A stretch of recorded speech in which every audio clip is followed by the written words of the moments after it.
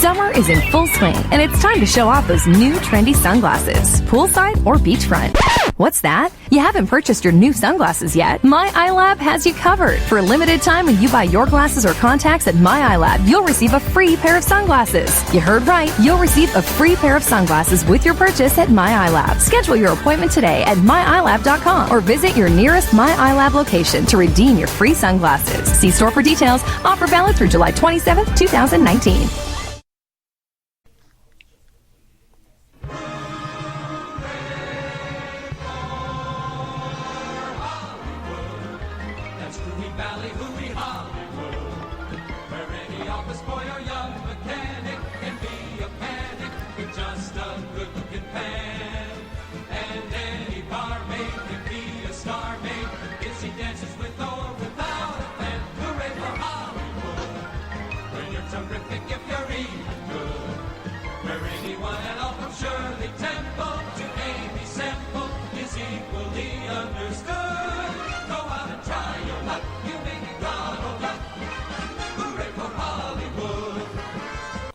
Ladies and gentlemen, boys and girls, children of all ages, you are listening to a Radulich Broadcasting premiere podcast, Damn You Hollywood.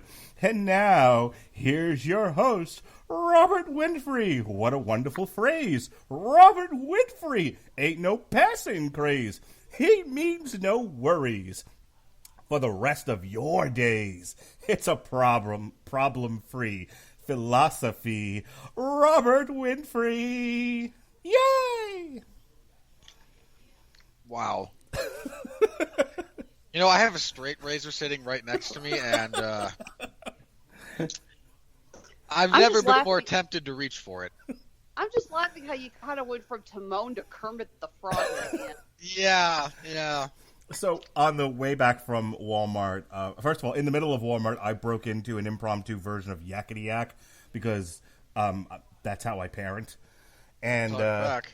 That's right. I told them, don't talk back. As I was trying to usher them out of... Children have no body awareness, by the way, at 8 and 5 years old. So I'm trying to usher them out of Walmart with minimal impact on everyone else shopping. So I started singing Yakety Sax at them, which then made me decide to play it in the car, which then led to Surfin' Bird, and and which then led to These Boots Are Made for Walking. Anyway, the whole time I'm in the car, just doing the swim and doing the mashed potato, all while my wife is trying to drive, and it was a very Oliver and Hardy type moment. And my wife just looked at me and she was like, "For fuck's sake, I married a Muppet."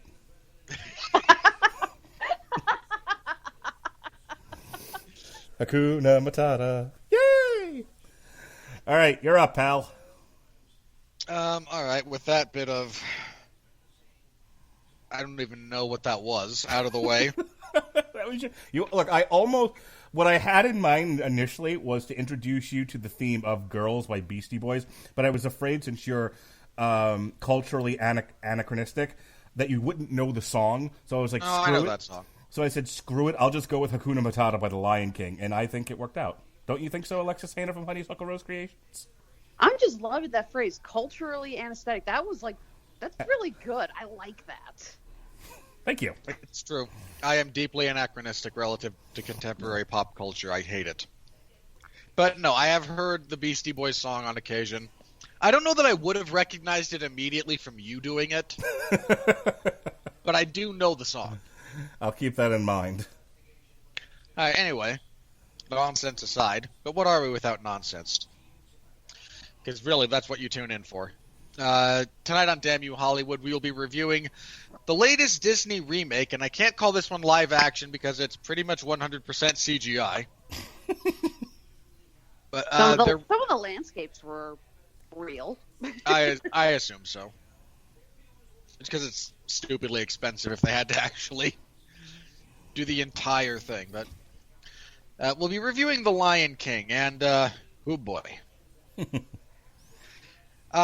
Mark, I want to start with you before we get into the plot of this movie, because there's issues with this movie. I think even people who like it will agree with that sentiment.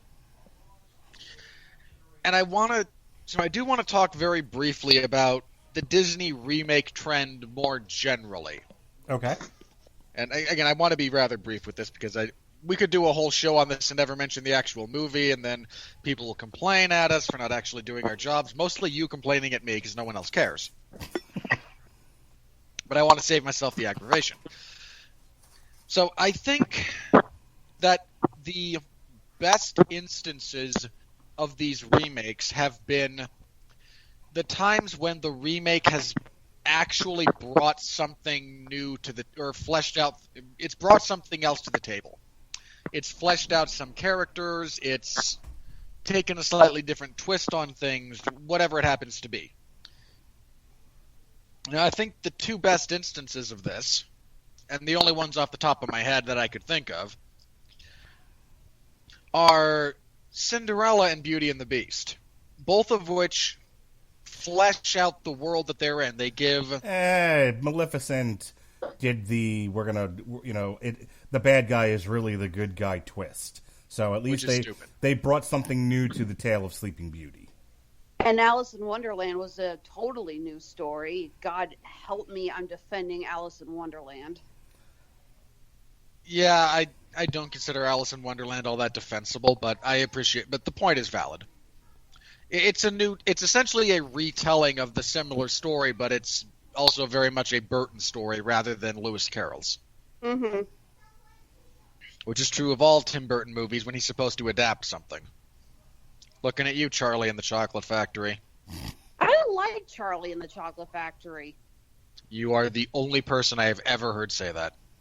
I'm a diehard Roald Dahl fan, so of course I like Charlie and the Chocolate Factory. All right, you were getting somewhere. Anyway. Get there. Yeah, again, I think the best ones are the ones that are able to bring something to the table and have it fully realized. So again, giving Cate Blanchett a few subtle scenes to express some of her issues, some of the emotional issues she has with Cinderella and with the man she marries, and again fleshing out the character a little bit so she's not just another your typical example, giving Gaston a backstory beyond what they sang and no one spits like Gaston or whatever the hell the name of the song is. It's just Gaston. Okay. Yeah, it is. It's just giving him a backstory. I stand by this, and I know people who vehemently disagree with me, but this is my show, so suck it. I actually stand by the fact that I think the love story between Belle and the Beast in the live-action, more or less, remake is much better than the mostly Stockholm Syndrome kind of thing they have going on in the animated version. I don't remember enough of there being a difference. Honestly, the only thing I remember about Beauty and the Beast being tremendously different, I think they fleshed out Belle a little bit more than they did in the cartoon. They talked about her. Again, there's a bit where they go look through some of her memories. They do more things together, and they bounce off each other a little bit more. There's actually a great scene where Beast takes the appropriate position that Romeo and Juliet is not a very good play. And then, of course, Belle is mortified by this and does the pearl clutching thing, and he just goes, "No, really, it's not even close to the best of his works. Here, let me show you." And he takes her. That's what leads to him taking her to the library. Right. The aforementioned. We're also forgetting about the Jungle Book, which probably took the most liberties from the original. Well, Jungle Book's weird because while it takes the most liberties from the original material, it also is more true to the source material. What do you call it? Christopher Robin's was an entirely new story. Yeah, I really did enjoy that film. So did I in a lot of ways. And we were the only 3 people who saw it. Pete's Dragon was an updated version of the same story. I mean, it's other than the fact that there's a cartoon dragon in it, it's an entirely different movie. We don't need to get into the merits of it. I'm just saying, for the purpose of this discussion, because I know where you're going with this. Up to this point, because even Aladdin had a little. Again, they tweaked the genie a little bit. They gave Jafar an actual character. Issues with the acting aside, I was going to just settle on they gave Jasmine, a female forward character as opposed to damsel in distress. We discussed that in our Aladdin review, plug, and I made some pretty good points about why they actually probably took a few steps back with her character. I would agree with that. Again, what Robert's pointing out is, just so we can move this on, is up to this point, most of the Disney films have brought something new. The Disney remakes have brought something new, updated, tweaked, fleshed out, done something to merit the recreation of this cartoon product. And then The Lion King happened. Go on. That's kind of that is where I'm going with this. Yeah. Because, and again, we can argue about the merits of Pete's Dragon. It sucks, both versions.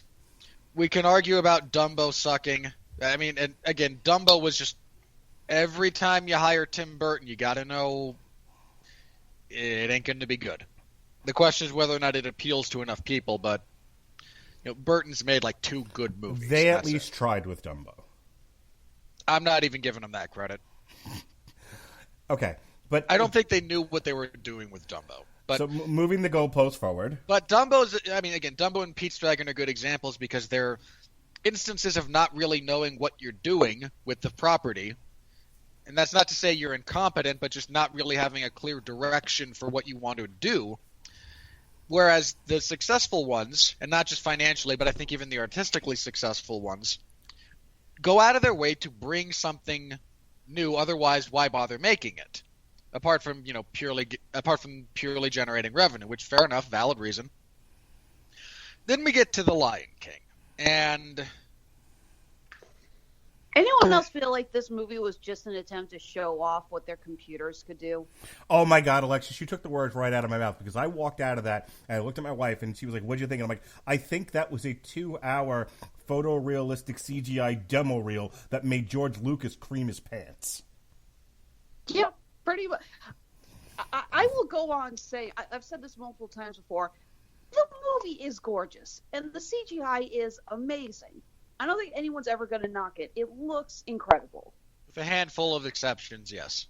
Mostly with the close-ups of the hyena faces. Yeah. They looked a little smudgy. They looked a little too cartoonish. But the rest of it this movie had to succeed in only 2 places. There were 2 boxes it had to check. One was the photorealistic CGI. It had to nail. If it didn't nail, the whole film falls apart. And 2 was the voice acting, and that one I got to give him a C on, because half the voice acting in this was terrible. The other half was okay, but all the okay people are all the background supporting characters. The main cast sucked. And James Earl Jones. Yeah. I'm sorry.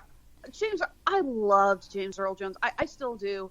His portrayal of the original Mufasa is incredible, but that scene where he's dangling off the cliff and he's going, "Brother, help me!" I'm sitting there going, "Sweet Jesus, are you saying this while you're waiting for them to hand you a paycheck?" Probably. Given how much of this was just straight up retread, I'm surprised they didn't use his previous takes from the original animated movie. What the other thing Melissa and I were talking about was, we don't think anybody read this in the same room as anyone else. Almost certainly not. Donald Glover walked in, read all of his lines. They marked them. They saved them all on the computer, and then they gave him his paycheck. They never even made Donald Glover do a second take. That's the impression I got from this. Yeah, I need to talk a lot about how terrible he is. He's the worst part of this movie. Beyonce and Alfre Woodard and everybody, I don't think I don't even think there was a table reading. I honestly think they all got dates to come into the studio, read their lines, and then that was it. They just saved them. I did read that they let Seth Rogen and Billy Eichner record together, and there are some parts you can tell. I'll get to this a little later when we talk more about the movie. You can tell there are some parts that they kind of improvised a few lines on. They're the best part of the movie. Undoubtedly, yes. So that makes sense. Did I call it or not? I called it. I said Timon and Pumbaa are going to be awesome, and the CGI is going to be phenomenal, and that's it. Yeah, I was going to say, the best parts of this movie are John Oliver, Billy Eichner, and Seth Rogen. I give John Oliver no credit for this. No, John Oliver's fucking hysterical in this movie. I did not laugh at him. Oh, I laughed at one. I laughed at one line of his, and I love John Oliver. Yeah, that's how bad he was. His fans won't even really come to his defense on this one. No, I'm Team John Oliver all the way. I thought, like I said, those 3 voice actors for this, I thought were the best parts of it. But all right, let's get to the meat of what we're doing here. All right. As for the plot of The Lion King, watch the original. There is no change. Yeah, they for those five of you listening to this, just to put an exclamation point on the point you were trying to make before, they did absolutely nothing to update this, other than look how far we've come with photorealistic CGI. There's no fleshing out of characters. The songs aren't much. The songs are either the exact same or worse. My wife worse most of the time. My wife almost threw her popcorn after Be Prepared. And then if I had popcorn, I would have thrown it. And then got in the car and immediately played the Jeremy Irons version. I nearly threw my popcorn. Your wife is awesome. I nearly threw my popcorn at another point in the movie, not to Be Prepared. I nearly threw my popcorn during a certain callback to another Disney film. No. You know what? I love that. I'm not going to lie. It's so stupid, but it actually works. It didn't work for me. Sorry, I was just like, "Are you kidding me?" So I mean, they weren't going to do they couldn't. Given the way they went with this, they couldn't do the dress and drag and do the hula, which would have been better. Which is great. They could have done what they did in the stage play and had him do the Charleston. Okay, question: have either of you seen Lion King on stage? No. Okay, I have. I saw it when I was living in London. Got to see it on West End. Amazing stage performance. It is really cool to see. And honestly, when I heard they were doing the Lion King remake, I was hoping they were going to incorporate more from the stage play into this. There's a handful more musical numbers in the stage play. There's a fleshing out of some more characters. There is actually, this actually pissed me off. The song that starts playing at the beginning of the beginning of the credits, "He Lives in You," which was taken from the Lion King 2, Simba's Pride. That was prominent in the stage play. That's a song that Mufasa sings to Simba when they're after the elephant graveyard, and Simba asks, we'll always be together, right? And Mufasa starts talking about "Look to the Stars." He sings that, and when I heard that they were going to incorporate that song into this, I'm like, oh, we're going to have that moment where Mufasa sings. That's going to be so good. And they put it in the credits. So one thing, and then I'm going to let Robert continue, but that is the point of the whole first 20 minutes of this podcast, was that they did nothing to update this. This was a giant waste of time, and we apologize.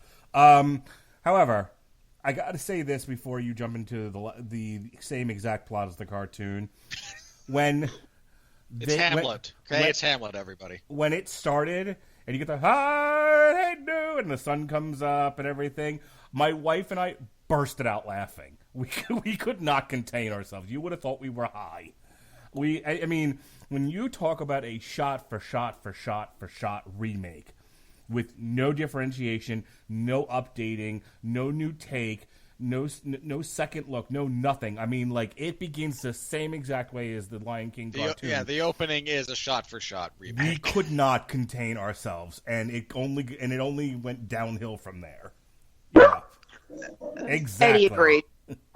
Again, there is a point where you say that it's impressive that it looks good that they did the shot for shot. On a technical level, you go, no, that is kind of cool that they even got the leaf cutter ants there, and then they got the zebras moving.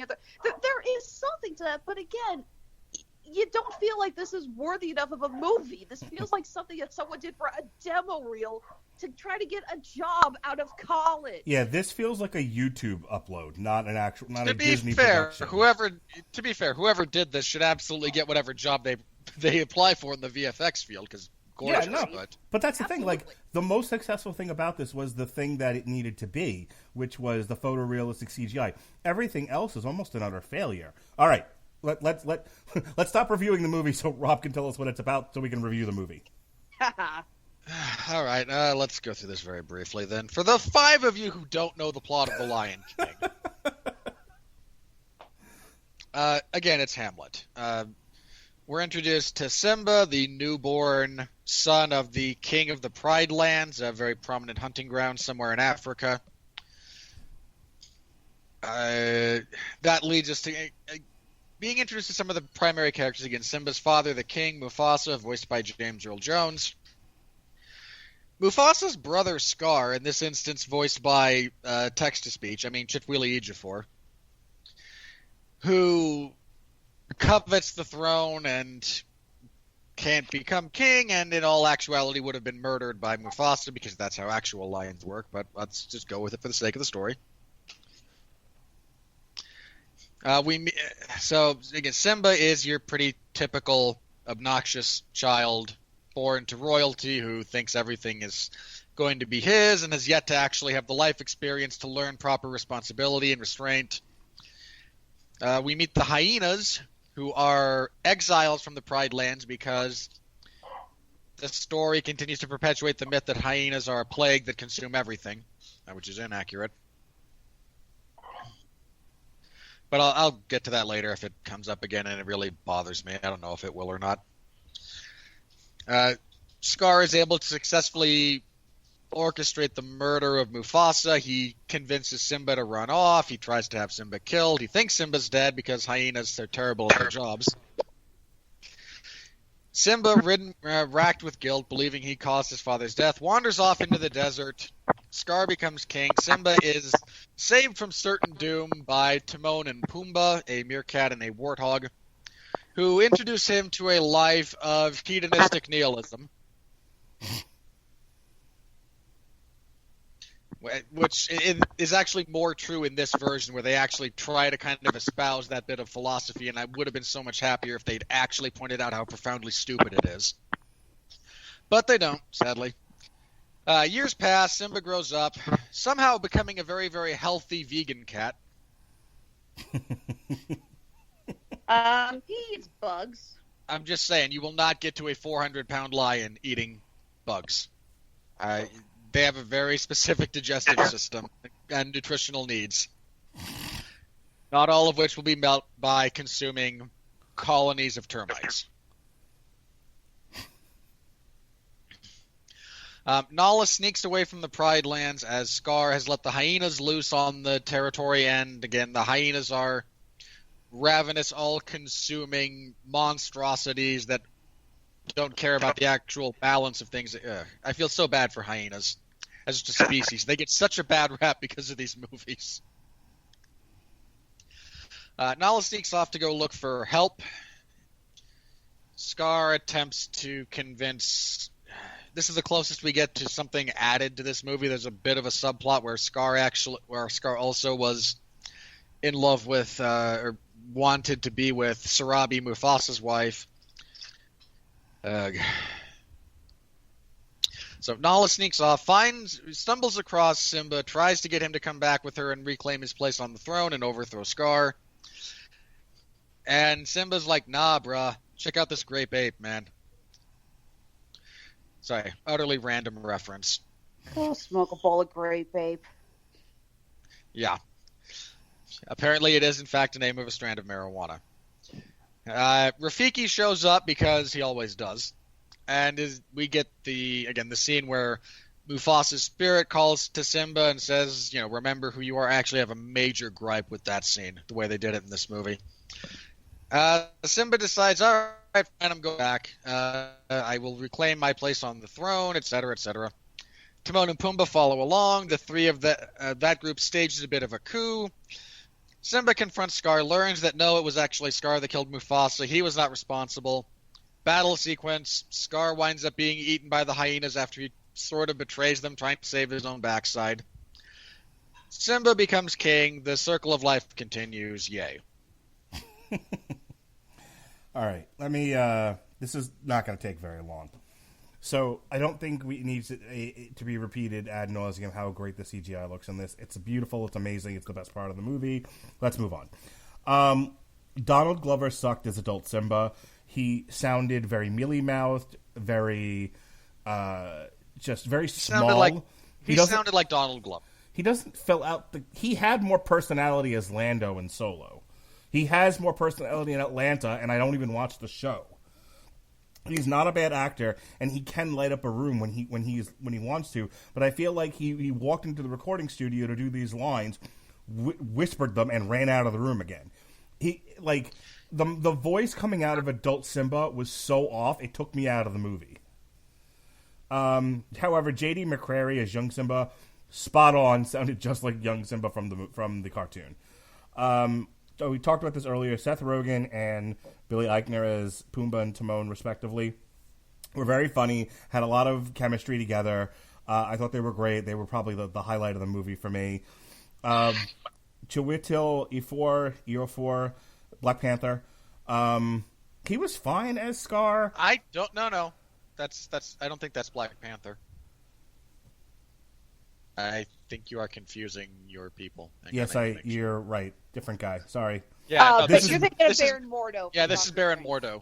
You're right. This is Baron Mordo. At least I got a Marvel character right. So anyway, I'm not sure you get credit for that.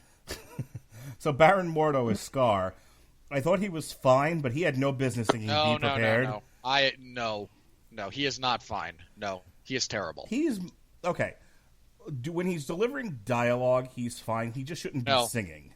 When he's delivering dialogue, he's still terrible. Okay, you and I will just disagree. I'll make my case when it's my turn, but just so you know, you're wrong. Okay. I was going to say, I think there's something extra to say for both your points. I mean, to me, let me get through this without you jumping all over me like Tigger. He's serviceable in the he's serviceable in the role, but his singing sucks so bad that it took away from my enjoyment overall of the movie. Alfred Woodard as Sarabi was fine. My other and I thought John Oliver was funny. We've already discussed that I'm alone there. Here's my other really big complaint about this, and people might get offended by what I'm about to say, but hello, this is the Radulich Broadcasting Network. Have we met?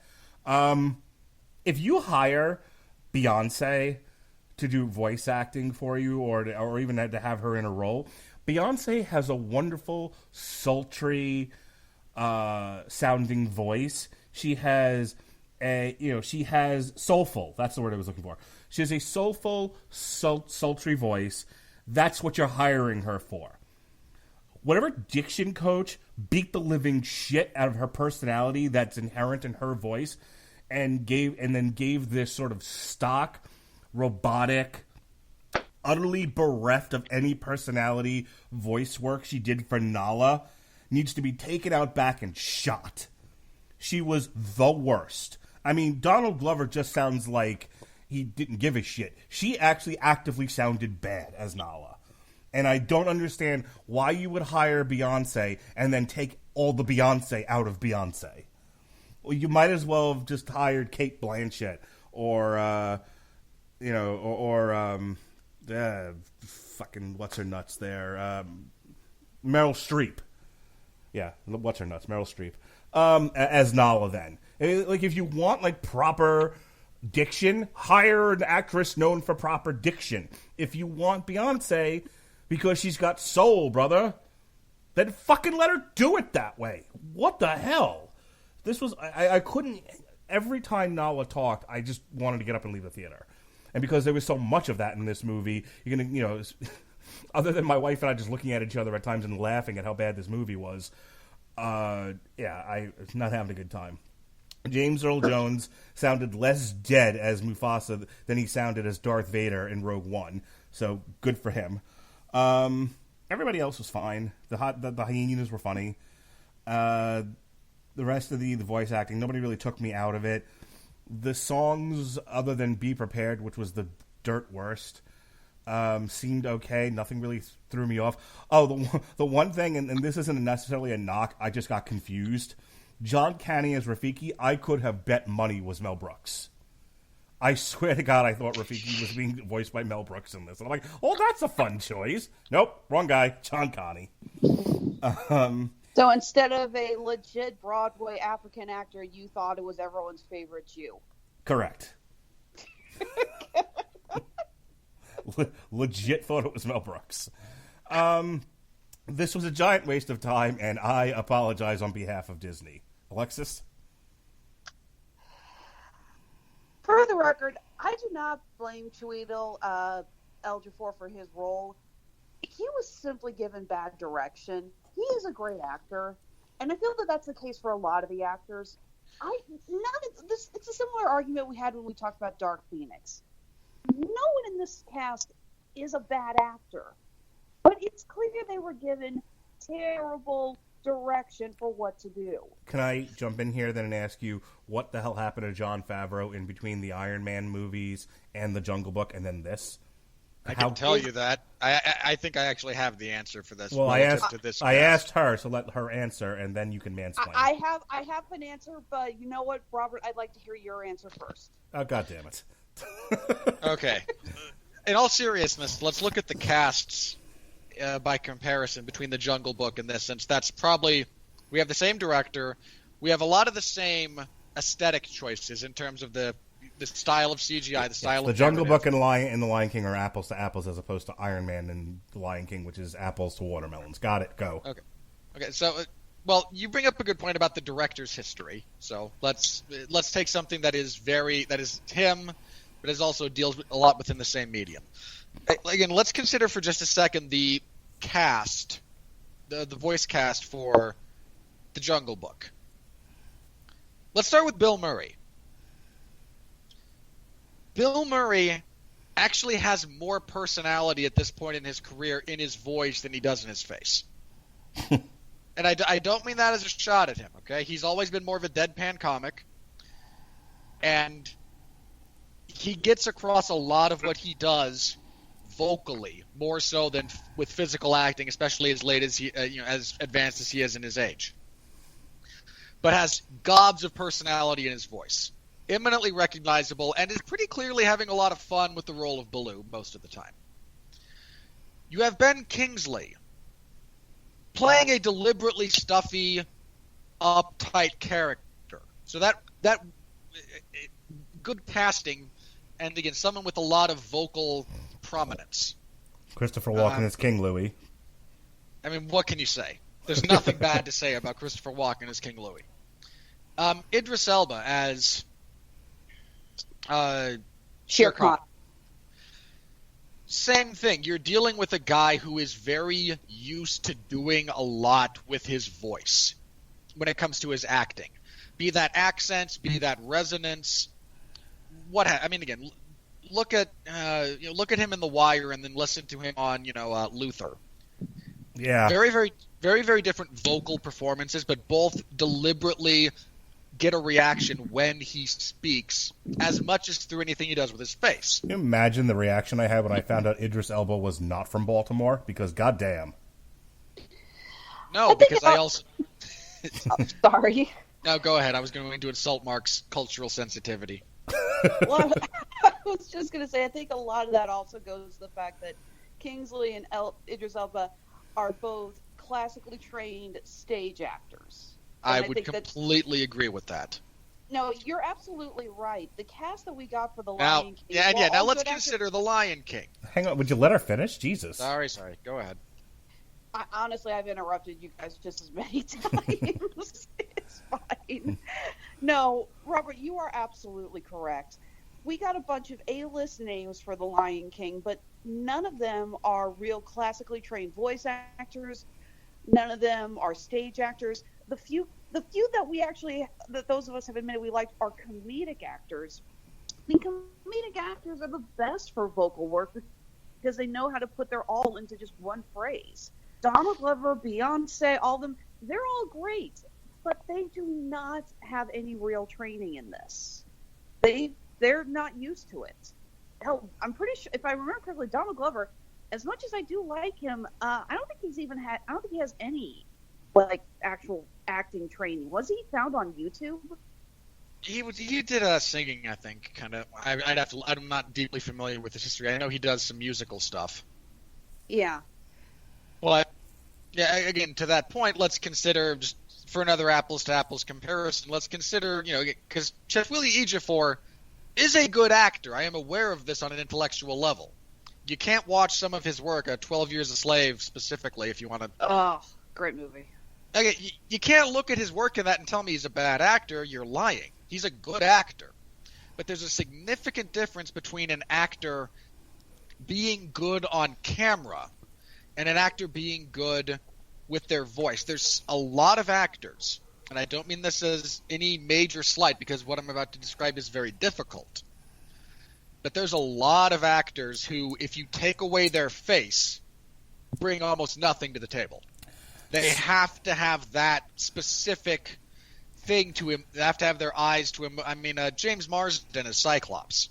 I mean, we can argue how much of that was, direction and writing and whatnot, but the fact remains, at the end of the day, that some of that's on him not being able to do anything because he didn't know how to act around the visor.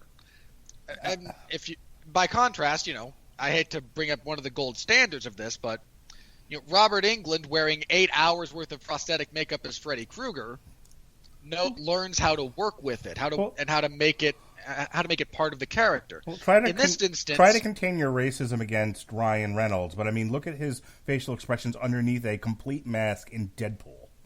Very true. Fair enough. So I give the CGI team a lot of credit for that. So here's my question to you.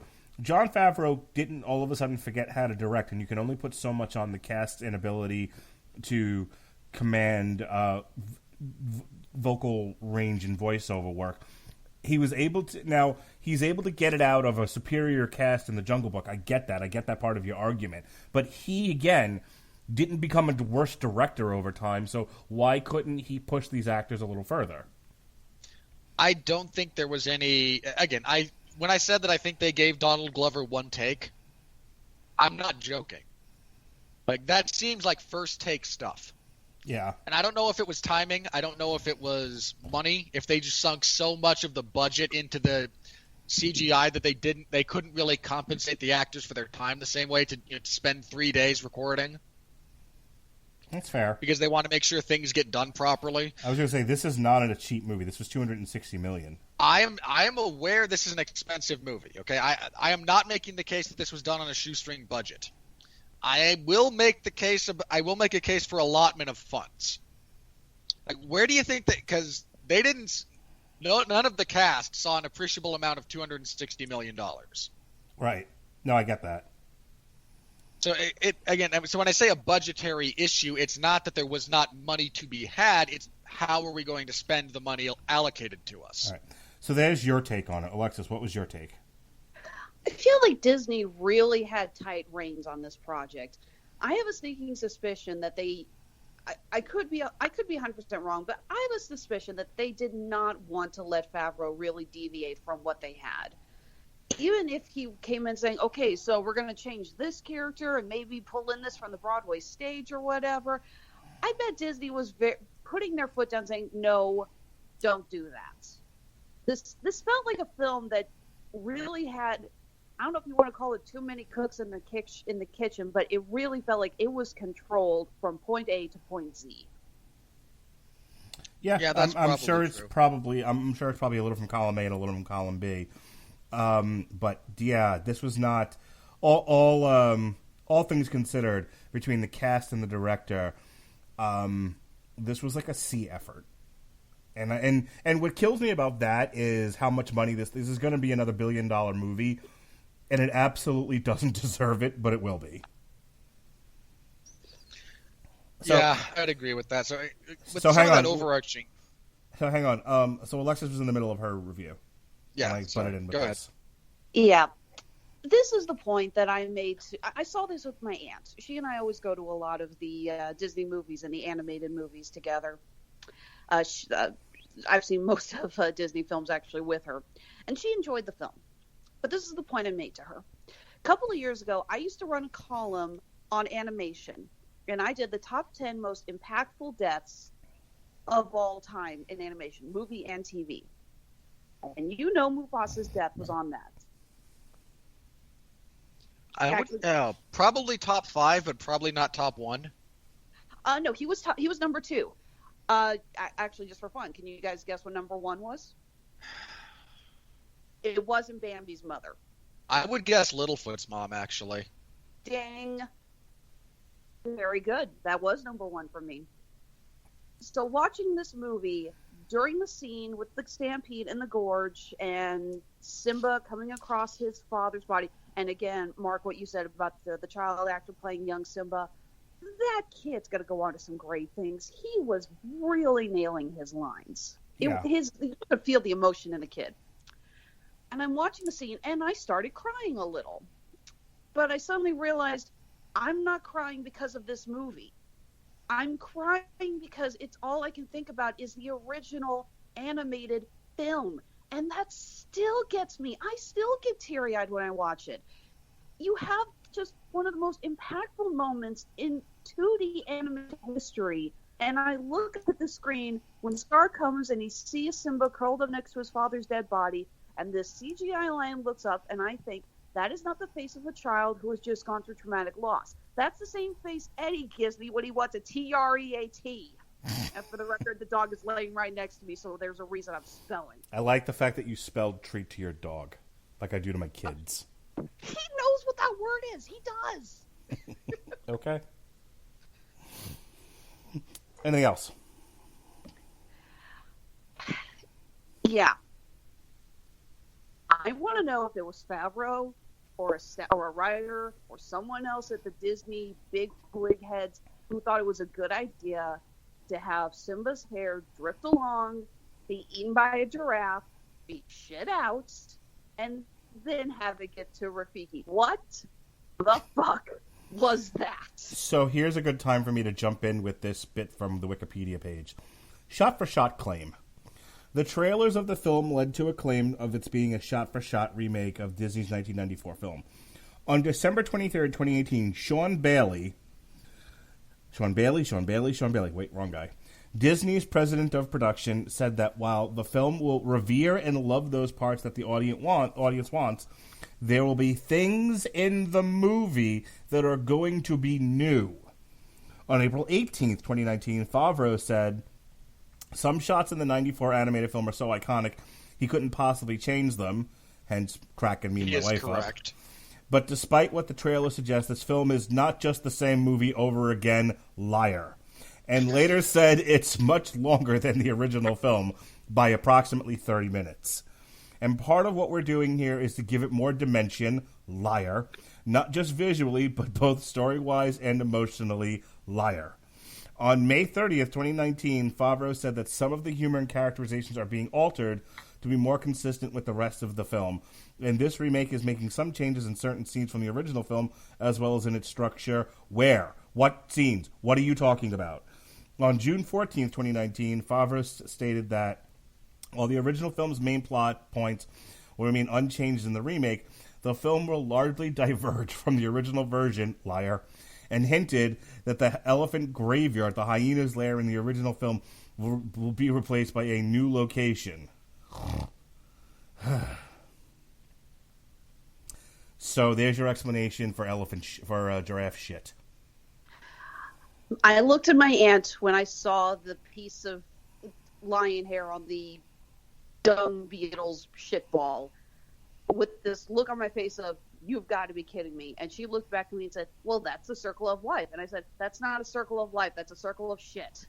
And that is this movie. A giant circle of shit. I can think of no better way than to go to Robert Winfree. Go ahead. Fair enough.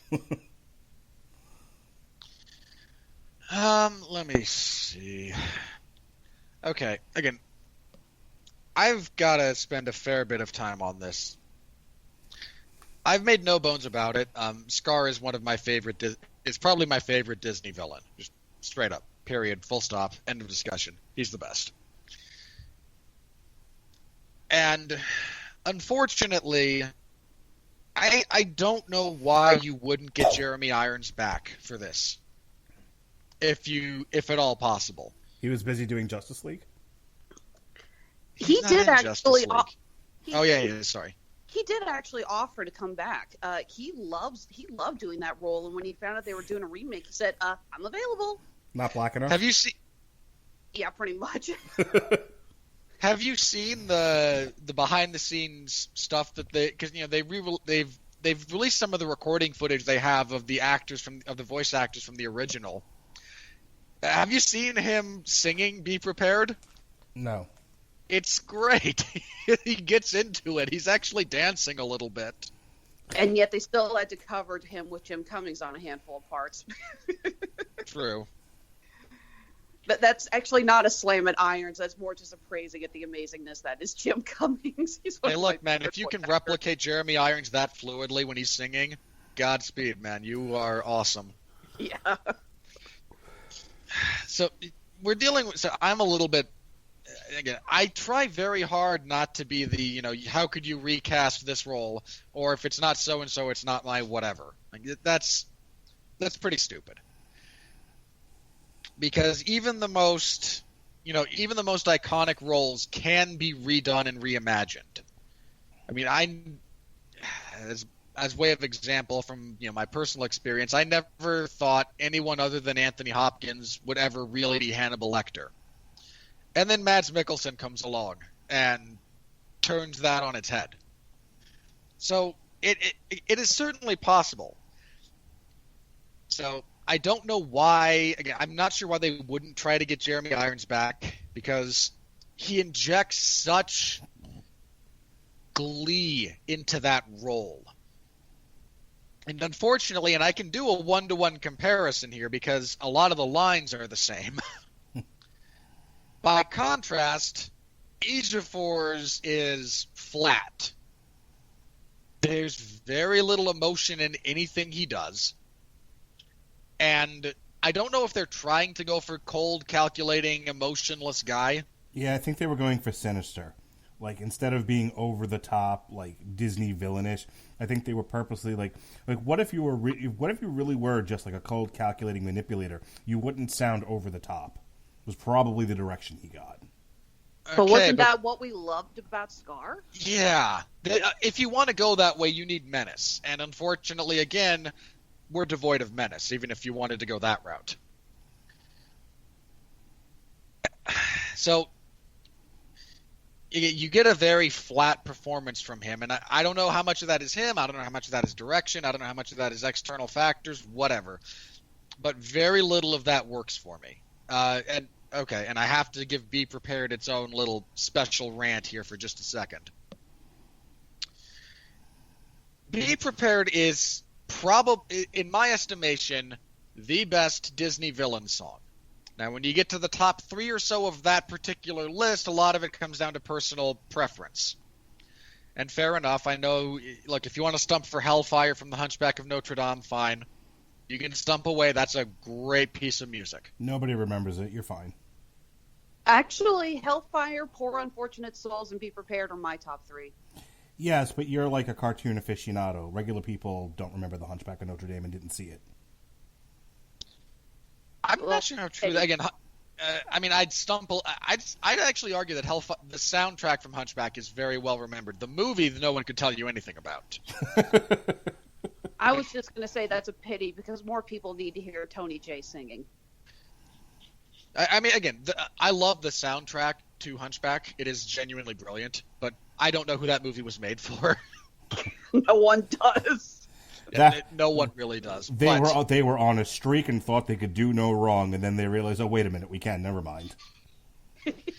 We can make a movie. We can make a kids movie, quote unquote, that doesn't actually appeal to any child. Has no princesses in it. Is a book that they're not going to read until they're in high school, maybe. Yeah, this is not a brilliant decision on their part. And hey, Jason Alexander. He deserves better. Fair enough. He's the only cast member from Seinfeld who doesn't suck. He supposedly did a thing in L.A. doing the producers with him as Max Bialystock and Martin Short as Leo Bloom. I would have killed to have seen that. That would have been great. Anyway, Be Prepared is, again, my favorite, one of the best objectively, and you do that to it. I don't know who made that decision, how many people were involved in it, but you should all be flogged publicly. That is a crime that you committed. So I'm just picturing somebody at Disney getting like a daily of Baron Mordo singing Be Prepared. And they're like, this isn't quite gay enough. Do it again. I don't... That's not the... Wow. What? I'm not sure how you got there. I just don't get why they strip the hyenas of all their personality. I mean, you don't want to have Whoopi Goldberg being a hyena, fine. You don't want Cheech Marin to be a hyena, fine. And props to Keegan-Michael Key and Eric Andre. They were funny. I laughed.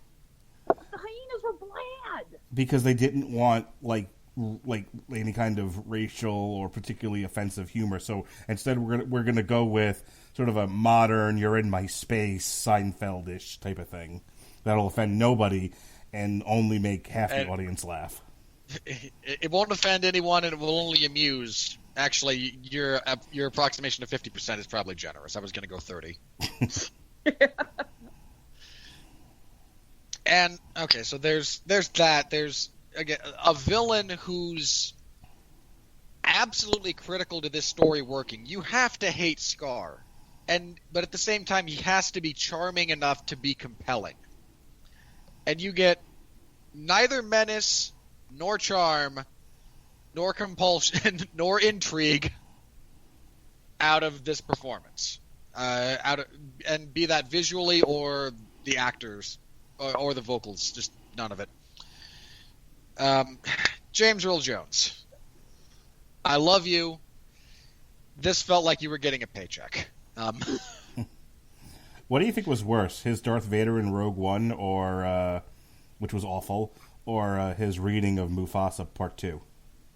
You know, I'm torn on this one because the dialogue he's given for Vader in Rogue One is so bad. They give him a pun. They give Darth Vader a pun. Yeah. That's just so stupid. Like that's beyond the pale. I mean, I liked Rogue One, but that was a take out my dick and piss on the screen moment. Unfortunately, it's also hard not to separate Darth Vader from James Earl Jones, because while he doesn't really get a lot, at least you get some cool visuals with James Earl Jones, whereas here you get lousy lines with Mufasa and you get lousy visuals with Mufasa. Yeah, and at least Rogue One gave us a singular moment of Vader badassery that was so needed. Oh, I love that scene. And so great. And there was much fanfic. You're not wrong. I think I mentioned this earlier on this podcast, but so many of his lines are straight up retread, like the same line from the original. I don't know why they didn't use his previous take. Because some of those were just better. I'm actually wondering if that's a Screen Actors Guild thing. Like they can't. It might be. Well, I imagine they couldn't without permission, but like they reuse stuff. They do reuse old dialogue like that frequently. I imagine there's a legal bit they could go through. You know what? They probably said, "Hey, we want to reuse your dialogue from the original movie," and he was like, "Why don't I just come back in and give you a new recording?" And everyone's happy, and they were like, "Oh, fuck, we'll get James Earl Jones in; it'll be fine." And then he came in, took a giant shit in the recording studio, and left. No. I imagine it's this. They said, "Hey, we want to reuse some of your lines. We're redoing this," and he said, "I'm happy to come in and read for you again." They said, "Sure, this is going to be great." And then he got in there and looked at it and went, "Oh, this is literally the same thing I did 20 years ago. You haven't done anything new. All right, my enthusiasm just died, and so will my performance." And because I'm James Earl freaking Jones, none of you are going to say anything. Right. I do give him a little leeway that, he is 25 years older than he was when he recorded that first one. So, and he was not exactly a young man in the original. So it's like, it's clear that it was just a paycheck, but at the same time going, well, he is so much older. So and I mean, who else? Again, I'm taking a giant dump on an Oscar-nominated actor because of his performance as an iconic villain. Who would you have gotten to do Mufasa apart from James Earl Jones? Idris Elba. No. I honestly can't. He's too busy being a CGI cat. He's also Black Superman.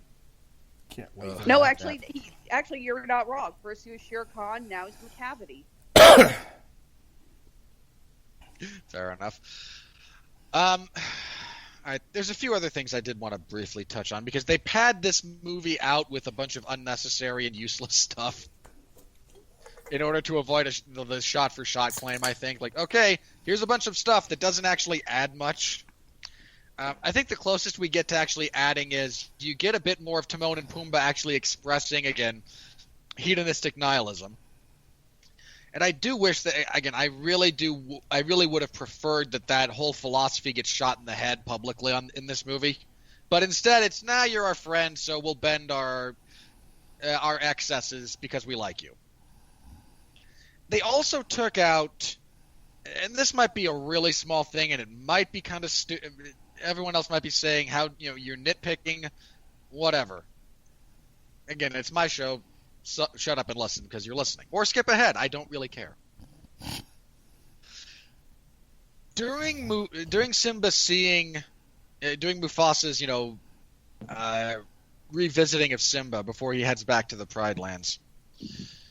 There's a line that Mufasa says in the original that they removed from this that I think alters the entire tenor of that interaction and what follows. Because in the original, given the context of, this is essentially God speaking to his child, he says to Simba, look at yourself, you are more than what you have become. And it's a chastisement that is much needed for Simba's, deliberate abdication of anything approaching responsibility. And unfortunately, they remove it from this version, and it just alters the entire feel of that scene for me to it just being, please remember who you are, not a kick in the ass that is desperately needed. If I could follow up with you on that, first of all, who else was disappointed that all this money into the CGI and that little thing with the clouds is all they did for Mufasa's reveal? Yes. I mean, in the animated film, that is so epic. You see the clouds forming, you see the light shining behind him. It's so amazing. This one looked like Galactus from Rise of the Silver Surfer. A little bit. But if I can add, I did notice that, but that's not the part that actually genuinely pissed me off about that scene. It's that they removed Rafiki's moral. One of the things true. about the original Lion King, and a moral that you don't hear in a lot of children's films, that I love. Rafiki smacks Simba on the head with his staff, and he's like, doesn't matter, it's in the past, but you can either run from it or learn from it. And that is one of the greatest morals I think Disney has ever put out, and they did include it. It's like, why would you cut that? Because they didn't want the monkey to have a stick until the fight scene at the end. I don't know. I was going to go with Disney doesn't. Tell me I'm wrong that it sucked that they cut that moral.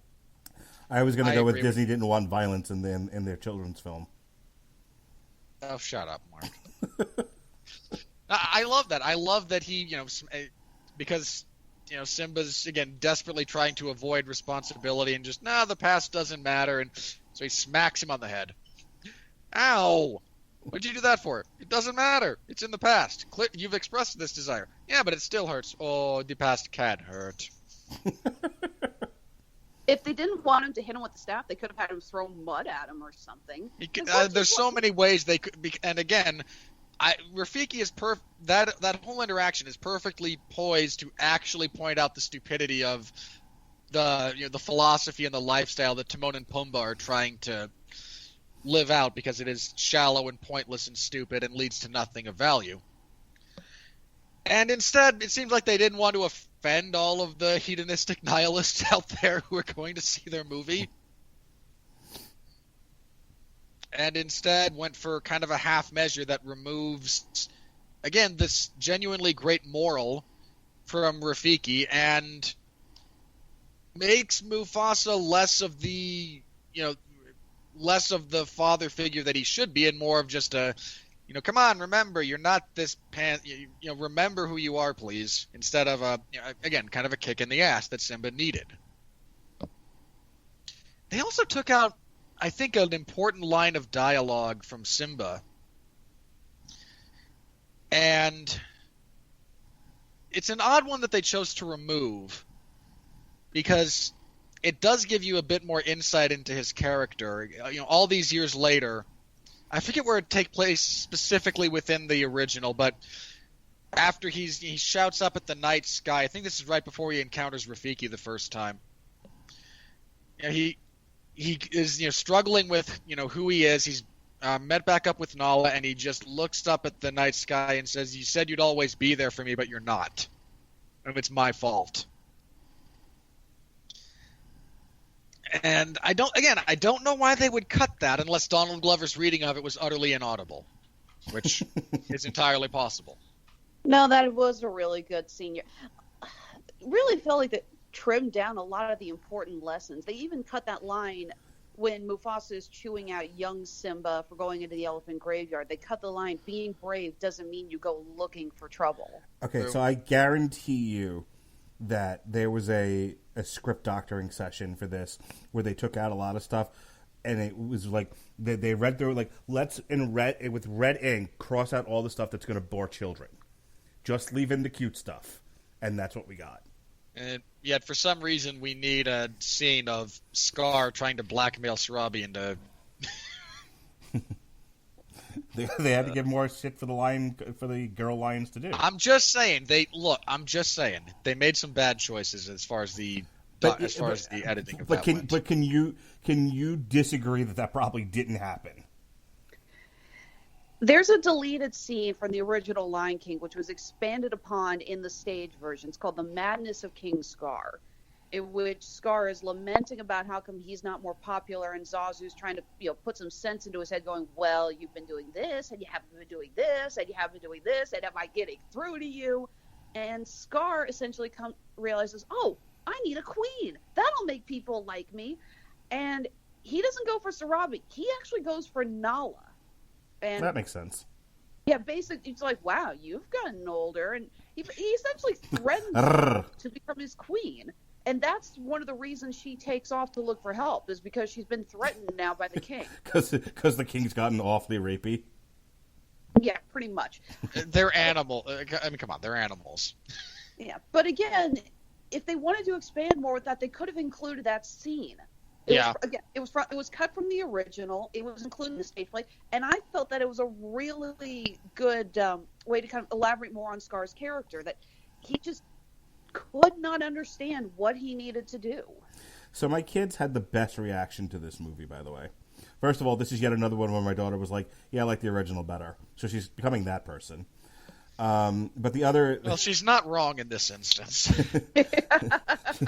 But the other thing I thought was really funny, that both of them have grown up with a cartoon show on Disney Junior called The Lion Guard, which is Simba's kid.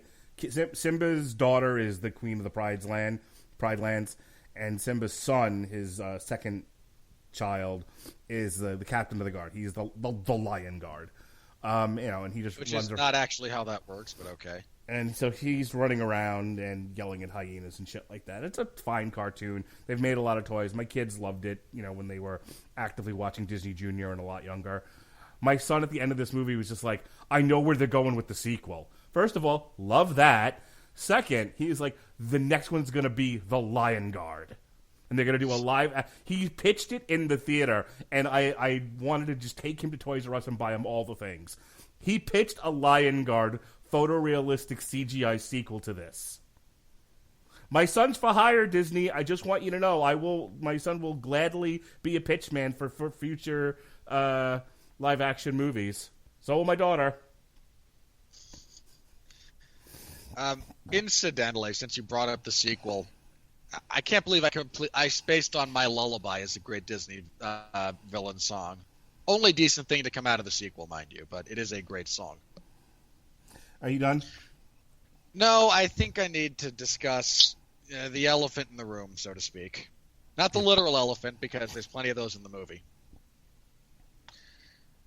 I'm not sure the decision to go completely photorealistic in this case, while it is, again, there's some absolutely stunningly beautiful CGI.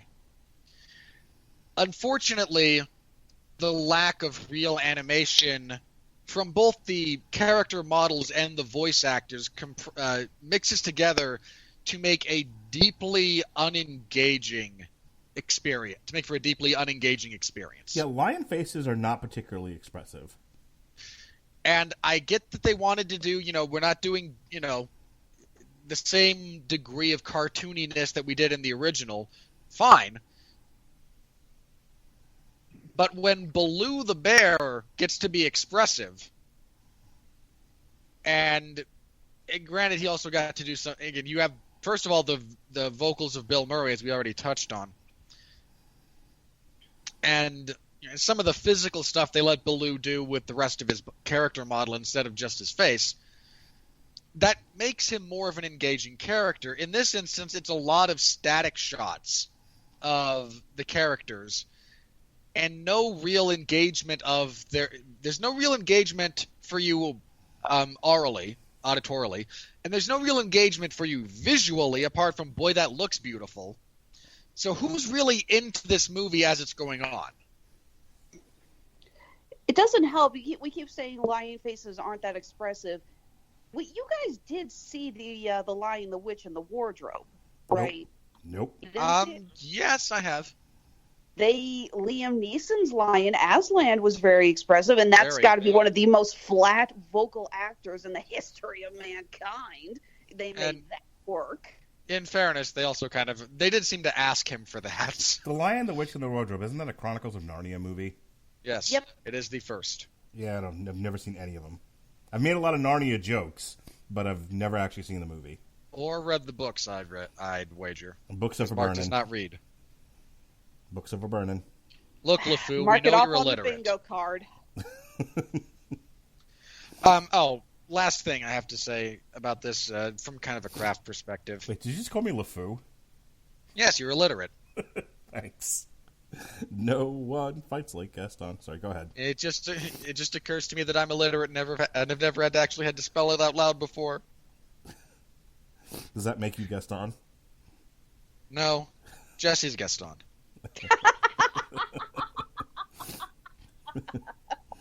I'm not nearly extroverted enough to be Gaston. So what does that make you? Make Lumiere?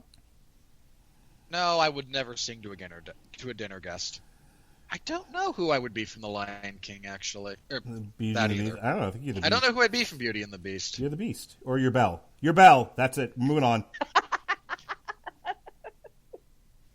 I want to refute that, but apart from, again, the not singing, I'm not sure I can from a personality perspective. Nope, that's why we're moving on. All right. Anyway, the last thing I wanted to say on craft, and I don't know I don't know if this is the fault of the photorealism or if there were just limitations on this particular sequence. But watch the Stampede scene from the original. Watch the Stampede from this one. And I don't know, the Stampede scene in this one lacks energy. All the wildebeest seem like they're trotting, not galloping in a frenzy. We were sailing along. Okay. I don't know that reference, but okay. Either way, mark another spot up on the bingo card. Mark saying. Sings. So wait a minute. Again, you didn't catch that one, Alexis? That's a Bugs Bunny thing. He was, he's never mind. It's Bugs Bunny. For the record, that song has been used in much more than just Bugs Bunny cartoons, so I didn't know which reference you were pulling. When in doubt, it's Bugs Bunny. Fair enough. Bugs is awesome. Yes, he is.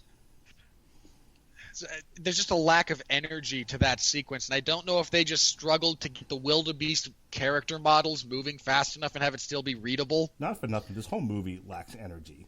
That was actually my biggest problem with it, is that the whole thing just seemed like it lacked any kind of personality. And the last thing about this from a craft perspective, because you talked a little bit about the songs from the film itself, such as they are. Just the music generally. Lion King has one of the best scores Disney has produced, and that's saying something because they have a lot of profoundly brilliant music.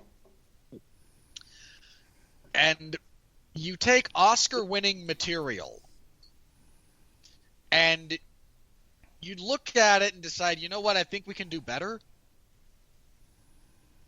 And you can't. There was just no way to really improve upon this, and they seemed to think that they could, and instead they just wound up butchering a lot of it. I don't know. It was kind of a shame that they took that solid a material to begin with and did what they did to it. I agree. The fact that they used a lot of the exact same musical cues. I mean, that they use the exact music for the wildebeest stampede. I've seen that movie I've seen the original Lion King more times than I can count. And when the wildebeest start coming over the cliff, I'm like, that's the exact cue. The same notes, the same music. The whole final battle between the hyenas and the lions and Simba and Scar. Same music. It doesn't really resonate. And this movie, like you said, it lacks energy, it lacks personality. Apart from just, ooh, it looks pretty, it's utterly devoid of life. But doesn't that sum up movies in 2019? Utterly pretty and devoid of life? No. Not all of them, but a lot. Mostly the ones you make me watch. You have a great eye for picking out movies that are devoid of anything useful apart from, ooh, shiny. We get to watch Tarantino next week. You can't do it all the time or I just quit. All right. If there's a few of these movies that he's said, hey, it's on the schedule. If he leaves them on, I might do it anyway. Charlie's Angels. All right. Not a joke. I'm gonna find something else to watch and review in place of that. Sounds great. I can't wait to do a completely unprofessional review. Speaking of... No, look, we've done split reviews before. You saw it. You can talk about it. All right, speaking of unprofessional, here comes the money. Here comes the money. Here we go. Money talk. Here comes the money. Money, money, money. Dollar, dollar. Dollar, dollar. All right, let's get this out of the way real quick. People, congratulations. You've accomplished something in your life. Avengers is the highest grossing, not adjusted for inflation, highest grossing box office blockbuster in the history of film. It took down Avatar. Yay! Robert, you owe him an apology. I did not think they would cross that line. I thought they'd fall just a little bit short. I was incorrect. Congratulations to Avengers Endgame for technically unseating, not adjusted for inflation, if we adjust for inflation, the fifth highest grossing movie of all time. I accept your apology. So the number one movie of the weekend on a budget of $264 million was, of course, The Lion King, and there was much rejoicing. Yay! Yay! As of this recording, it has currently made $564 million. Spider-Man got knocked from 1 to 2. Toy Story 2 to 3. Crawl 3 to 4. Yesterday retained its place for a second week in a row at number 5. Stuber dropped from 4 to 6. Good for you, Batista.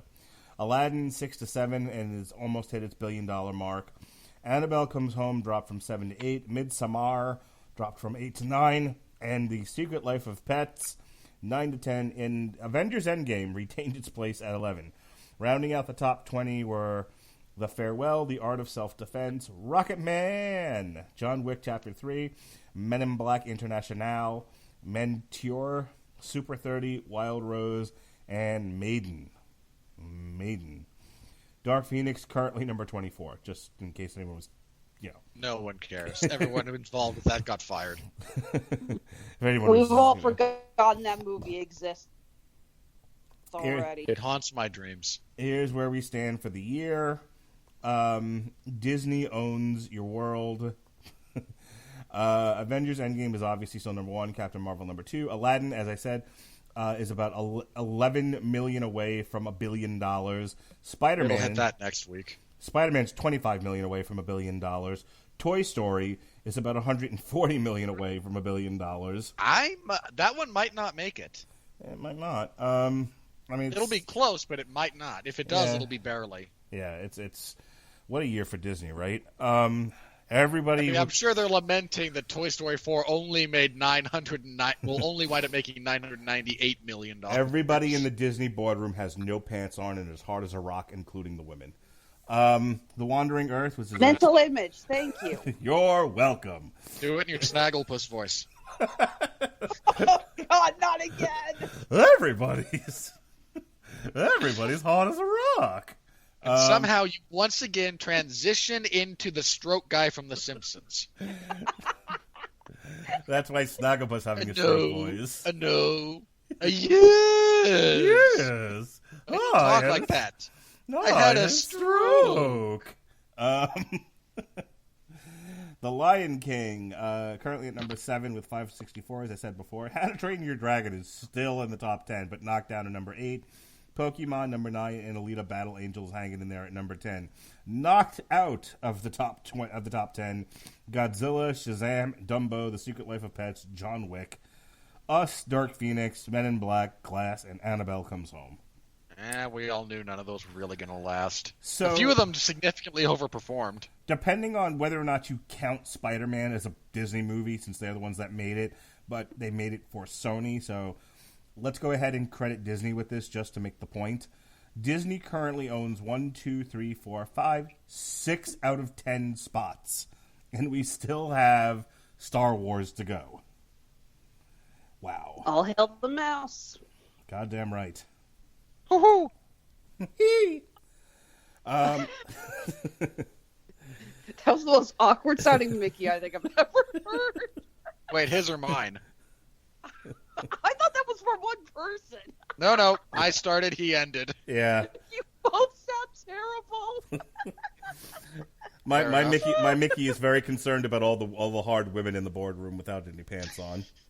Why is it that your Mickey is too low and your Snagglepuss is too high? I don't know. Anyway. So, I'm on the wrong thing. All right, so release schedule. This week, I mean, people will go see it, but none of the people going to see this either are, this is not really competitive with The Lion King. I'm sure it'll probably end up being number 1 again. I don't know. I didn't you say you were taking your children to see Once Upon a Time in Hollywood to get their perspective as well? No, that would be a giant waste of time. All right, kids. Today we're going to talk about the Manson murders. Have you kids heard of Sharon Tate? Come along. Let me tell you a story. No, they're going to have a sleepover with Grandma and Grandpa. My wife and I are going to have a date. So Once Upon a Time in Hollywood is up against the second week of The Lion King. I don't think that's particularly competitive. But a film you're right, just wildly different audiences. Mm-hmm. But what might be competitive in a film I am taking my children to because they are super duper excited about this, The Fast and Furious presents Black Superman, otherwise known as Hobbs and Shaw. Yeah, you should not take your children to see that. We're all going. It's going to be fantastic. Look, I'm warning you. You will have to answer some very awkward questions after that movie. Like what? Look, just take my word for it.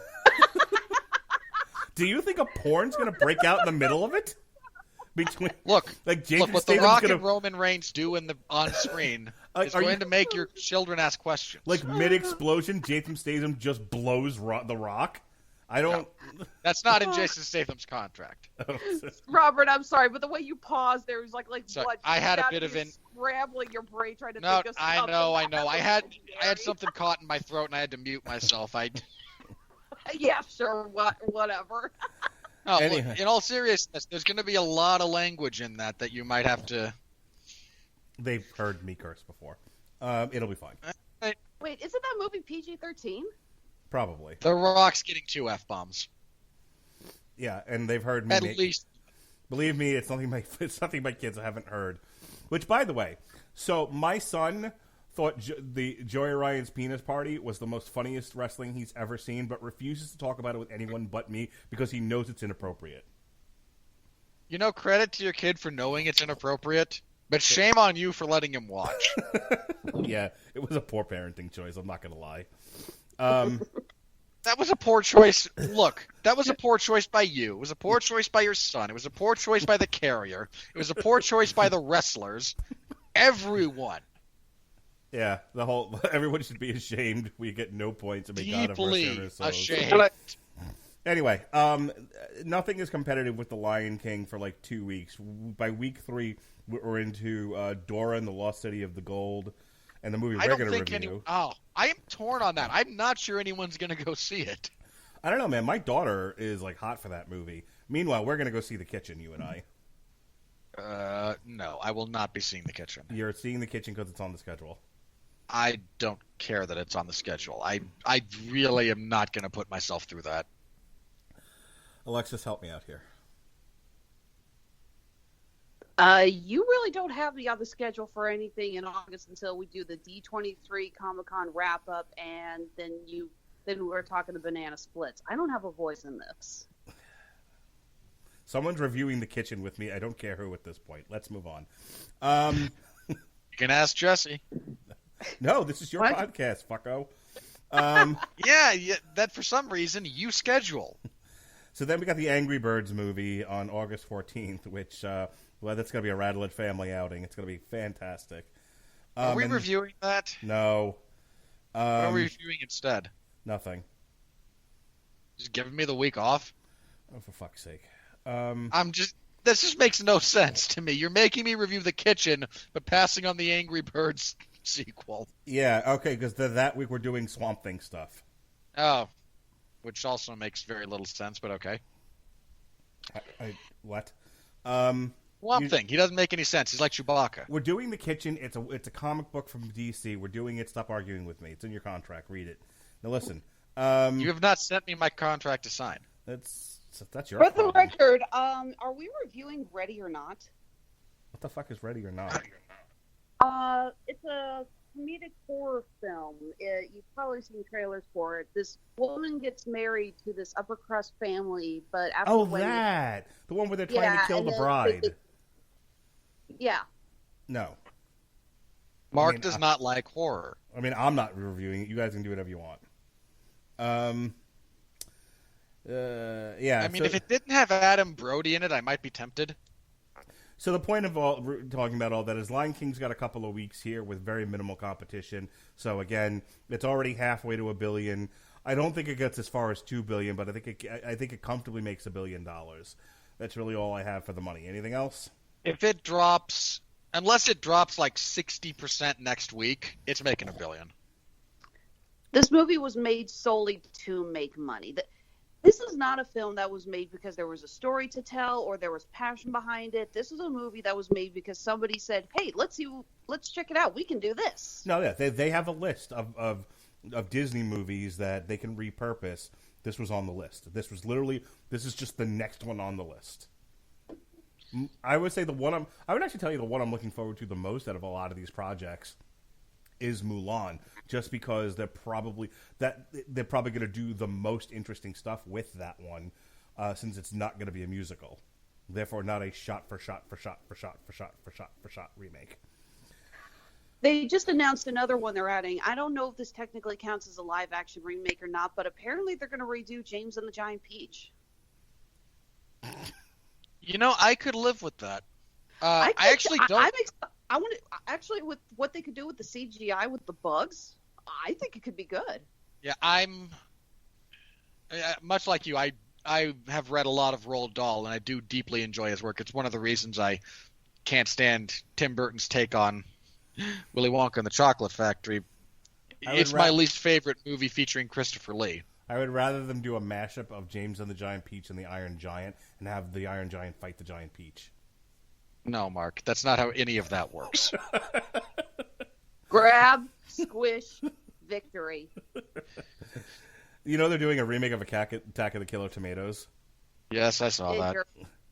I showed that to my father-in-law. He almost threw my phone into his pool. And on that note... No, God! No, God, please, no! No! No! No! Hit the wrong fucking button. God damn it. All right, anyway. This is... Holy crap. I agree with Scott Mendelson. I hate my life. We're not there yet. This is going to be a mix of rotten and fresh, by the way. I know. I just saw Mendelssohn's. I'm like, you're right, and I hate myself for agreeing with you because I hate you so much. But when you're right, I can't complain about you. I can't condemn you not being correct when you are correct. Anthony Lane of New Yorker, top critic. Rarely has brand recognition soared to such fetishistic heights, and I regret to inform you that, aside from the updating of the vocal cast, the most blatant discrepancy between the old and the new is a very slight increase in the comedy of flatulence. Wow. How did you construct that sentence? I was gonna say that's just dripping with pretentiousness. Yeah, well, that's Again, Anthony Lane. Anthony Lane is mostly pretentiousness, just like the living embodiment of it. Yeah, he is. Insert Bender joke. He's 40% pretension at any given point in time. I was very blessed to have my AP European history teacher who drilled into my head that I use too many words. If I'm going to have an expansive vocabulary, and I try very hard to, it's not so that I can drown people in the number of big words I know. It's to choose the appropriate word for the appropriate circumstance. You'd badly need an editor, buddy, because... I mean, was that really just his way of saying fart joke? Yes. Speaking of fart... Okay, and for the record, yeah, I was a little annoyed that they included... Obviously, Pumbaa's always been a gassy character, but it's like, do we really actually have to hear the farts? Pumbaa's a real gas. Andrew, glad you amuse yourself, Mark. All the time and twice on Sundays. Adam Graham of Detroit News, top critic. It's a remake with a roar. Grrr. That was a purr, not a roar. A, that's a purr. B, this guy took money from Disney. Just write a positive review. Because that is not... Look, whatever positive you want to say about this movie, and there are positives, that's not one of them. No, that's a quote that gets put on the box. Yeah. Speaking of quotes on boxes, Jack Bottomley of Starburst. I don't know what that is. I'm assuming it's not the candy. It may not be a problem-free philosophy, Robert Winfree, but it won't stop you from feeling the love tonight for this spectacle a quarter of a century on. Again, you're a shameless hack. I'm going to say again, what? Boy, if I can just insert the title of songs into my review, people will read it, and I'll be a real writer.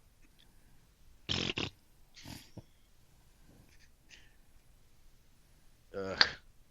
Some of these reviews, it gets annoying because it's clear they're trying to either sound smarter than me, and I'm starting to go, okay, I'm not a stupid person, so if you're making me feel stupid, then you're just being an ass.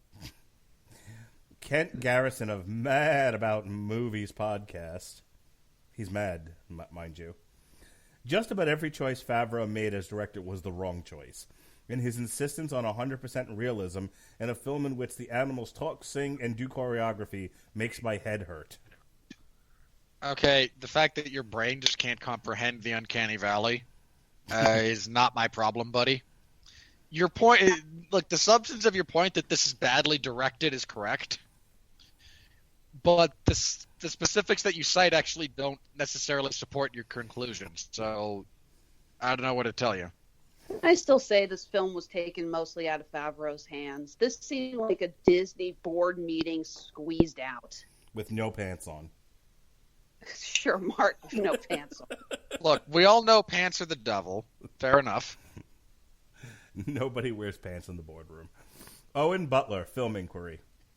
It's a surprisingly efficient remake. No. That acts as both a touching tribute to its predecessor and a breathtaking standalone epic in its own right. No. Wrong on all 3 points, sir. Demonstrably wrong. This isn't... Somehow, the movie that tries to be photorealistic in its depiction of various African landscapes comes across as less majestic and epic than 2D hand-drawn renderings of the same. You can just look at the opening sunrise for that. The opening sunrise in the animated version was glorious and gorgeous. This one, it literally looks like somebody just filmed a sunrise somewhere in Africa and hit the play button on the CD player. Tori Preston of Pajiba. A good movie is a good movie. No, what's this? Pajiba? Pajiba. Pajiba. Hakuna Matata. I don't know. Pajiba. Pajiba. Pajiba. Fajita. Kind of depends on where it's from in the world, how that would be pronounced, but What your pronunciation is perfectly acceptable in the dark.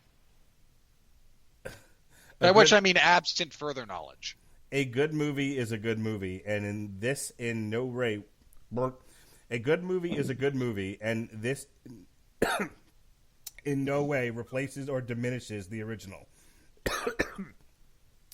Instead, it gives you everything you loved and then a little extra on top, like a hooker.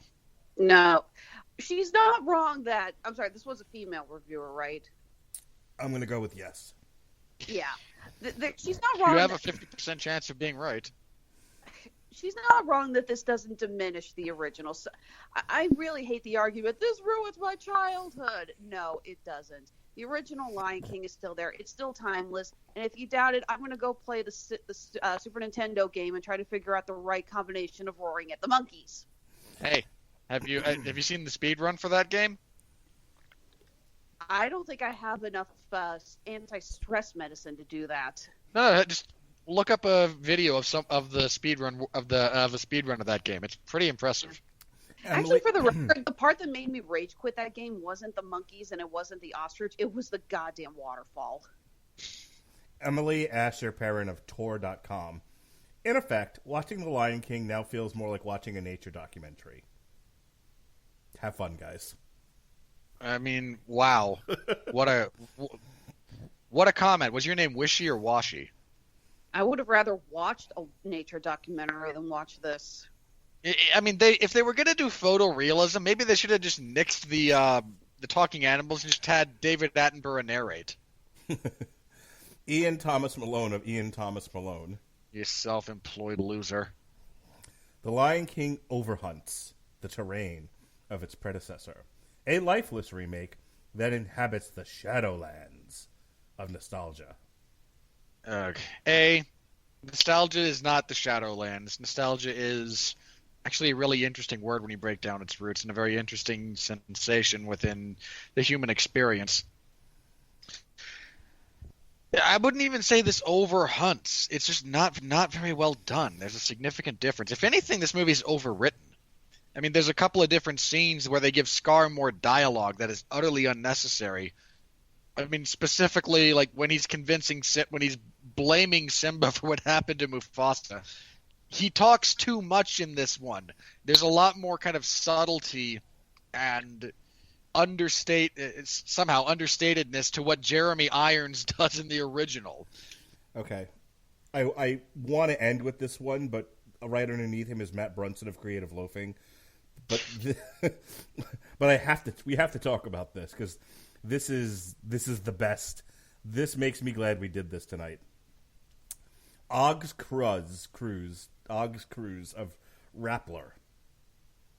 In a market full of unnecessarily expensive things like Supreme branded red bricks and Jesus-shaped Cheetos, Jon Favreau's The Lion King is king. Jesus-shaped Cheetos. Okay, you are just a person. Look, I'm a bit of a malcontent, okay, so I know my own. You are that guy, sir. You are that guy who hates everything. And the only things you like, you stop liking the instant another human being becomes aware of their existence. You hipster jackass. Matt Brunson of Creative Loafing. The only music I like is the screaming of goats and in the key of C sharp recorded through a tin can onto a gramophone. And you've never heard of it, so don't pretend that you have. Matt Brunson of Creative Feel Loafing. better. No, he doesn't. All filmmakers would find it a compliment to have their latest picture compared to Alfred Hitchcock's excellent Psycho. Yet none would care to have their new movie compared to Gus Van Sant's execrable Psycho. Actually, that's a really good point because that's one of the main things a lot of people have been commenting on. Is that it's same argument. It's like, why are you going to make something if you're just going to stick to the exact same formula? It's kind of a shame because I think Vince Vaughn could have actually pulled off the character. I liked Vince Vaughn in it. I had nothing against the actors in it. They all did a good job. It's just, again, shot for shot remake. Why? And what are you going to do? You can't. If you're going to do shot for shot, you're not going to improve on perfection. So Susan Granger liked it. We can all rest easy tonight. SSGC. I have that particular sign of the apocalypse has not yet come to pass where I agree with Susan Granger. Vivid and nostalgic. The astonishing photo animation makes the classic fable look as if it's live action, an eye-popping continuation of The Circle of Life. 9 out of 10. Yeah, no. You are very clearly distracted by the shiny things. Even Eddie yawned at that. Good boy. Good on you, Eddie. All right. Oh, Michael Medved. Here we go. Oh, no. Oh, he liked it too. Why? Michael Medved of the Michael Medved Show. You can't argue with the visual grandeur of this film, which is just dazzling. It's a little weird to see animals looking like a nature documentary, fucking Christ, suddenly start talking to each other and singing. Did they know what they were going to see when they saw it? I don't know. I genuinely don't know why all these people went, oh, wow, this looks gorgeous, and just ignored everything else about the movie. Because they're trying to jump onto the same bandwagon that we did in the first 10 minutes where we had to say, okay, the movie's gorgeous. Are we all clear on this before we moved on? One of my favorite reviewers, Rashid Irani of the Hindustan Times. I always wonder how much of her reviews are just badly translated because they make no sense. This is the person, Alexis, who I started reading them because he won the award for Trumpiest Review of the Year last year. Oh, that moron. Okay. Not a joke. Yeah, yep. Overall... There were a series of reviewers who just decided that every movie being made had to be about Trump. Yeah. And if they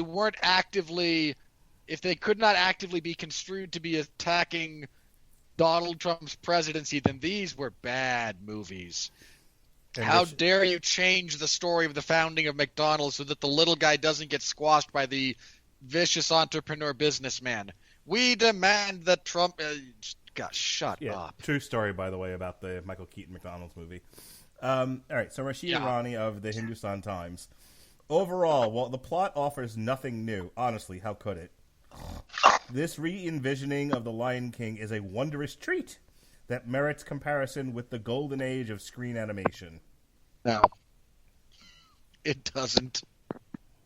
The only way it's compared to the golden age of screen animation is negatively, because all of the charm that is brought to life by the vocal performances is gone. The dialogue is overwritten in places, completely cut out in others. And despite it being photorealistically beautiful, it somehow lacks color pop. There's a color saturation issue. The only thing in that movie that I actually felt was enjoyable, honestly, the new cover of The Lion Sleeps Tonight. That was pretty good. That was a great move. That was a great sequence when all the other animals start kicking in and they're prancing along in time. Yeah, that was I actually enjoyed it. It's like, okay, if you're going to do something, at least that's fun. Fred Topple of Monsters and Critics. The disappointment of The Lion King bodes poorly for live-action remakes of the Aristocats, and Rescuers Down Under. Maybe Andy Serkis can do The Lion King with actors actually performing motion capture for the animals. That'll be better. Okay, two things. This is going to make $1 billion. You know nothing. All right, look. I take serious artistic issue with this. Let's not pretend that financial returns aren't a thing, eh? Second, no, it's not really going to factor into that. On the other hand, if Andy Serkis gets more work, I'm all for it. Did you see his take on the Jungle Book that aired on Netflix? I've been meaning to watch it because I like Serkis so much, but I haven't gotten around to seeing it yet. Really good. I was impressed with how much they actually stuck to the original story. Even making Shere Khan a lame tiger. It was a nice touch. Yeah, I was just deeply pissed at the end of Disney's Jungle Book when Mowgli didn't go back to the human civilization. Like, that's such an important point of elements of that story, and they just, he gets to pal around in the jungle so we can make a sequel. Yep. Sequel bait! Also, since he brought up a potential live-action Rescuers Down Under remake, I don't know who you would get to play McLeach. All right, I'm going to read these two together because they're both from Kaplan versus Kaplan. Gene Kaplan and David Kaplan. Okay. The Lion King is a fantastic family entertainment on a majestic scope. Favreau's The Lion King is still undeniably solid entertainment. Ka-ching. No. Yeah, congratulations. You're going to get on the DVD box until that technology becomes utterly obsolete. You know, I genuinely wonder when they stop making physical copies of these things, how many of these critics are still going to do these stupid one-liners that are designed to be placed prominently on some kind of marketing material. All right, last one, just because I love it. I love this. This is fantastic. Anne Brodel of What She Said. Okay? Here's what she said. Haven't we done that? We've done that site before. I don't think we've done her. Danny Glover, James Earl Jones, Baron Mordor, Alfred Woodard. Donald Glover, not Danny Glover. Yeah, I was about to say, it's like, wait, did she actually get the name She wrong? wrote Danny Glover. You suck at your job. Danny Glover, James Earl Jones, Chiwetel Ejiofor, Alfred Woodard, Jesus Christ, Chance the Rapper, Billy Eichner lead a terrific voice cast. No. I mean, look, two things about this. One, it's not terrific. Two, congratulations on the one thing you were trying to do, which was get the call sheet right. You failed. 3, Chance the Rapper was in this? Yes. He was one of the hyenas, I think. No. He was something else. I don't remember what, though. Hang on. What's his real name? Chance the Rapper. That's not his real name. Hang on, I'll IMDb it. He was born Chance the Rapper. He was absolutely not born. You know what? I'd love to say he was. There's no way he was born Chance the Rapper. But I actually, given the stupidity of naming conventions going on at the moment, I can't guarantee that. No, He's you can't. a Bush baby. He's an eye. It's one of the eyes in the. Okay, he's barely in this. He does not merit your inclusion in that list. Shame on you. Yeah, he's one of the animals in the jungle with Timon and Pumbaa. I think he has maybe 3 lines. If that. All right, next week, folks, we've got Once Upon a Time in Hollywood on Damn You Hollywood. In the meantime, yesterday was Cloak and Dagger, Shades of Grey with myself and Jesse, a very short podcast. Tomorrow, Robert Winfree is back on the Metal Hammer of Doom. We will be reviewing Sabaton, The Great War. I need to listen to that. Jesse and I will be reviewing Cloak and Dagger Season 2 on Thursday.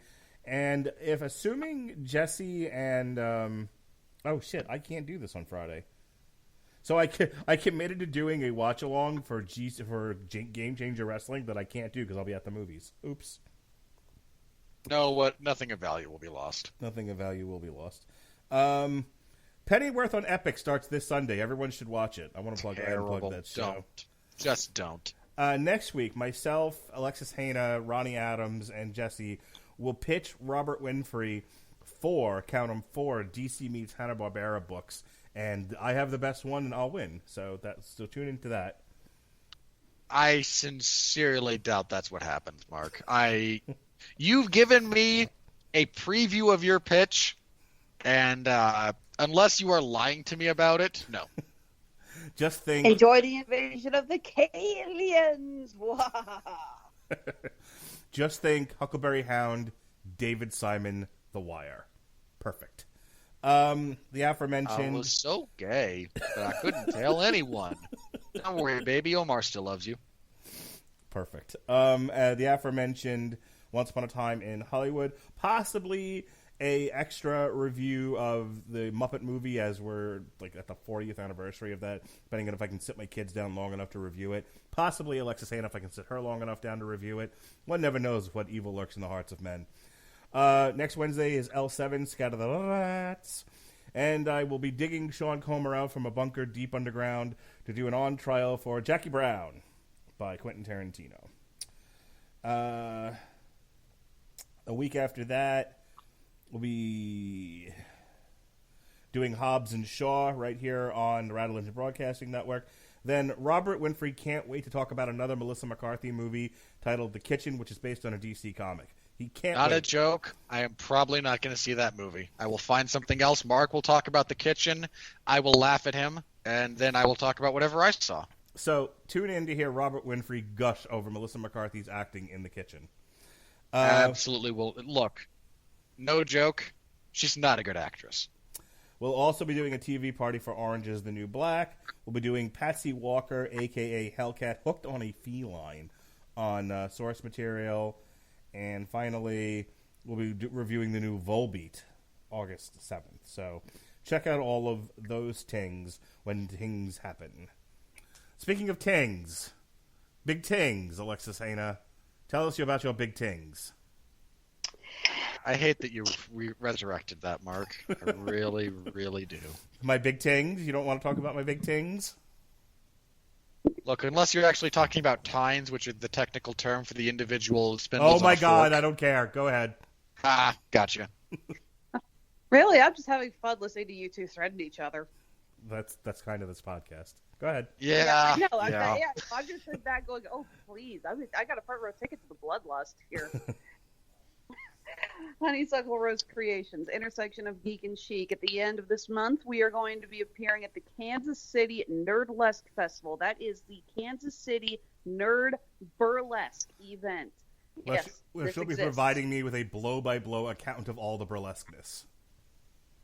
You're going to be really disappointed that I'm not going to be surrounded by women in revealing clothing all weekend. I don't I'm probably care. just going to be sitting next. I don't care what you're Sitting surrounded next to by. another vendor selling something. I don't know. But no, this is our first time doing this event. We are unveiling some new pieces, including our new Scrabble Tile ribbon chokers. Really excited to get working on those and get them out there. As always, you can find us on our stores on Handmade at Amazon and Etsy. And we're always on Facebook, Instagram, and Twitter. We're on Twitter under protest. Honeysuckle Rose Creations, intersection of geek and chic. All right, Robert Winfree, tell everyone Especially about with the new look of Twitter. Definitely protest. All right, Robert Winfree, tell everyone where they can find your big tings. I have none. Consequently, you cannot find them. Aw. Sundays, I host the 411 Ground and Pound MMA podcast, so if you're a fan of the sport of mixed martial arts, tune in. It's mostly UFC-centric. I occasionally bash Bellator for being terrible and talk on it. I talk boxing on occasion. I wish it were more generalized combat sports, but I don't necessarily have the personal expertise to get that far into some of the other ones, so I do what I can. This week is a review of UFC on ESPN 3, 4, one of those. Not a good night. Not a good night. Good main event, but subtle. And subtle doesn't necessarily go over well with MMA fans. There's also a preview for UFC 240, which will be coming your way on Saturday, and will feature a main event where a Hawaiian murders someone from New Jersey. Max Holloway will be defending the featherweight title against Frankie Edgar. I hate to count out Frankie Edgar because you shouldn't, but I don't hold out much expectation for his victory here, assuming Max Holloway does not badly injure himself or have a terrible, terrible weight cut. And next week we'll have a review of that episode and a preview of UFC on ESPN 5, I'm pretty sure, when Colby Covington and Robbie Lawler will fight for sort of position in the welterweight division if Kamaru Usman's ever going to actually defend the belt. I joke he won it only earlier this year, and he's not reached a point in his career, in his title reign where I go, get off, defend or vacate kind of thing. So be on the lookout for that. Again, if you're into the sport of mixed martial arts, tune in, have some fun. Mark already mentioned I'll be appearing on a source material next week, I think, and we'll be just talking about DC Hanna-Barbera, and yeah, making jokes, mostly. Frequently at Mark's expense, also at Jesse's. Occasionally at Ronnie Adams, when we make him cry. All right, folks. And then, again, I will be reviewing... I'm on the Metal Hammer of Doom tomorrow, so I have an album I have to listen to talking about Sabaton, which is fine. I like Sabaton. And then we are back here next week for a Tarantino movie. Something I don't have to contemplate slitting my wrist to get out of. Yay! But then just after that, it'll be Hobbs and Shaw, then The Kitchen, so fuck you. All right, speaking of fuck you... Look, hang on. I know what I'm getting into with Hobbs and Shaw. I'm the one who actually said this meets all of our criteria. Why didn't you put it on the schedule? And you went, because I don't want to see it. And I said, but it meets all the criteria, and you've thrown that particular gauntlet in my face enough times. You went, fine, I'll put it on. The trailer started coming out, and I realized that I made a terrible mistake with my life. So I'm fine getting into that one. I know what I'm in for, although I fully expect to walk out of it when Roman Reigns comes on screen. Terrific.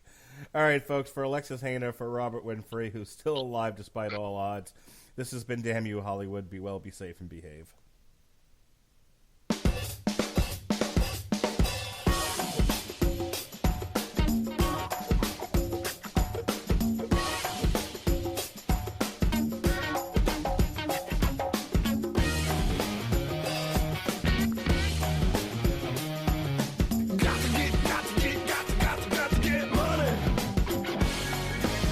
Dunkin' has a whole new line of handcrafted signature lattes. Blueberry Crisp, Caramel Craze, and Cocoa Mocha. They're so delicious, you'll realize that you've been spending a whole latte time drinking the wrong coffee. So even though you've been together for years, it's time to say goodbye to your ex, Coffee Place. Because you've got a latte love for Dunkin's signature lattes. Sipping is believing with Dunkin's new handcrafted signature lattes, like Blueberry Crisp, Caramel Craze, or Cocoa Mocha. America runs on Dunkin'. Price and participation may vary. Limited time offer. With Dunkin' Go-Tos, you can get a great deal on two of your favorites, like 2 egg and cheese wraps for $2, 2 bagels with cream cheese spread for $4, and 2 bacon, egg, and cheese croissants for $5. In my opinion, it's a deal that's pretty tough to beat. That's just if you want my go-to cents. If you don't want my go-to cents, it's go too late. Dunkin' Go-Tos, a great deal for $2, $4, or $5. America runs on Dunkin'. Participation may vary. Limited time offer. Exclusions apply.